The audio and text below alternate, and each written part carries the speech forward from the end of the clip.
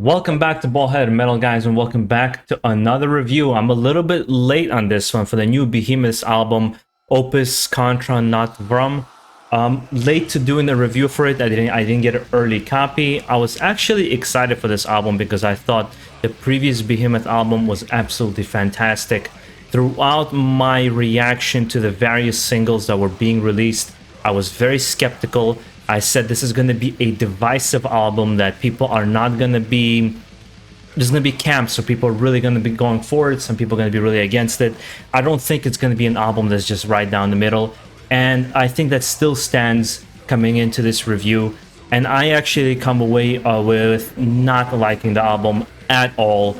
In the context of everything, even the songs I thought weren't very, they weren't bad. In the context of the whole album, they make it even more, I would say, tiresome.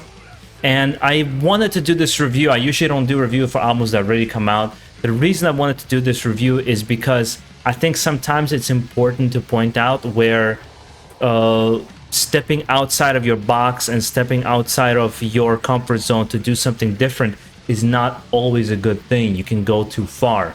You know, Behemoth started as this occult death metal band coming out of Poland with being really harsh and really heavy, and with time they've kind of introduced more progressive elements. I've been a fan since Demigod and Decade of Therion, around those albums when my brother discovered them, introduced me to the band. So I've been a fan since then. I've never been a hardcore fan, and I think the previous album had such a nice mix of these melodic natures, almost akin to Bathory, and the old school Behemoth sound. And now comes this album, which really leans into this melodic experimental thing that he's also done in his solo career. And I gotta say, it's just not working in this particular album because he strips the music down. He doesn't let any of the drumming that's known really for Behemoth, the amazing drumming, the amazing guitar playing. There's not much of it here. There's not even much of interesting hooks or riffs or many solos that I would really point out that stuck in my mind. I think the whole album is very subdued and experimental, and I think maybe as a side project it wouldn't have been a problem, and I think people would have accepted it more. But as a full-length Behemoth new album that we haven't seen for quite a long time, to be the product, is going to be, like I said, a very divisive record. It's almost going to be like Cryptic Writings perhaps for Megadeth, or something like Roots, Bloody Roots for Sepultura, which was the beginning of the end for the band. I was one of the people that liked Roots, Bloody Roots, but there's a lot of people that was like, oh, this is not Sepultura, and this is where the new metal-ish kind of sound started kind of creeping in. And with this particular album, the main problem with it, if it was different and more melodic, but it was good in terms of song structure, in terms of riffing, in terms of what we know Behemoth for, I don't think I would have much of a problem. I'd be like, okay, this is perhaps not the thing I was looking forward to, but at the very least, I can enjoy what's here. And that's happened with bands that I've listened to before where I got something unexpected. In this particular instance, I gotta say, the experimentation led to very boring songs, unfortunately. Now, I won't say the music is bad. I think there should be a difference between saying this music is bad, it's garbage, or something like that. I don't think it's bad music. I think it's overly experimental and a little bit... Perhaps he was a little bit absorbed in this new direction that he's taking himself in, emotionally, spiritually, musically.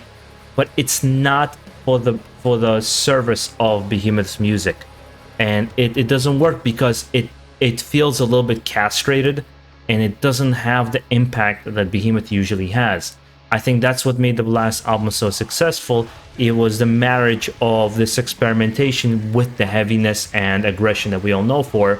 Now here there's only a flicker with his voice and sometimes some of the drumming, but the riffs themselves are actually quite mild, and I would say some of them are like borderline. If you play it in a slightly different tuning and sing to it, it could be a rock and roll song.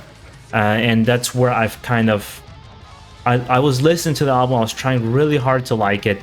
I wanted to hear something to be surprised by, and I came away with one word: bored. I was very, very bored listening to this album, and I feel like a lot of hardcore Behemoth album fans are going to come out the same way. And then there's going to be a lot of people, perhaps from a new base, who've never listened to Behemoth before, or maybe relatively newer fans who are a little bit more open-minded to the idea of Behemoth doing whatever they want, they're probably going to enjoy this album. And this is where the divisiveness is going to come from. I don't think it's going to be a crowd pleaser of an album. Perhaps he needed to get this off his chest, as happened to with Nile. With a couple albums, they kind of went on a tangent that I think wasn't in the Nile direction. They also went into slightly overly experimental slash sometimes like softer writing music for Nile. And they came back with Viral Nihilistic Rights, and that was just like a great comeback. And that happens sometimes to bands. I think, you know, they go through their ups and downs. They can't always stay on the top.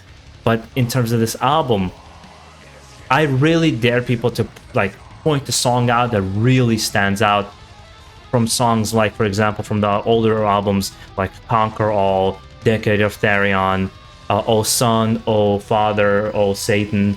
Like songs, they have really memorable epic songs. And I think the epic part is here, but it doesn't work on its own when there's no body after it to kind of support it with some really badass riffing. And it's a shame too, because I would say it's my favorite death metal Polish band, despite Vader, which I never was a fan of.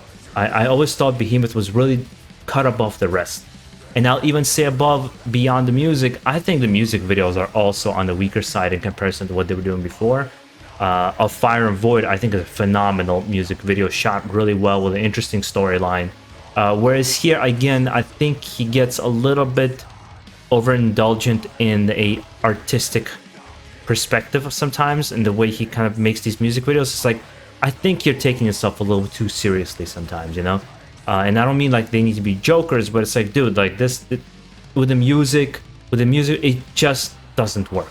It just becomes borderline silly. Like black metal bands in the 90s would just like put these corpse paint on, and they were hardcore about like Satanists, whereas Behemoth is more of an interest in our cult, an interest in the lyrics. He, I think, remembers himself saying there, I was like, I'm not a Satanist.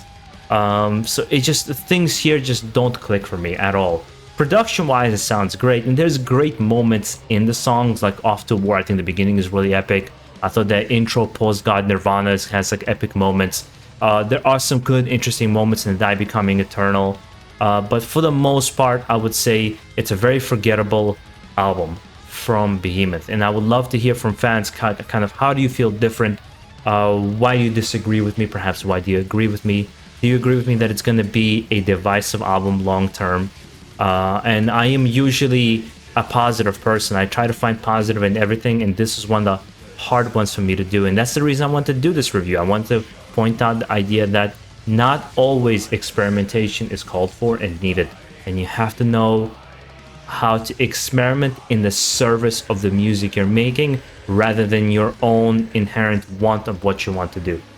That's kind of my point with this particular review. I'm gonna leave the floor to you guys. Make sure to enjoy the rest of your day. Subscribe to the channel, leave a like, leave a comment, and keep it metal.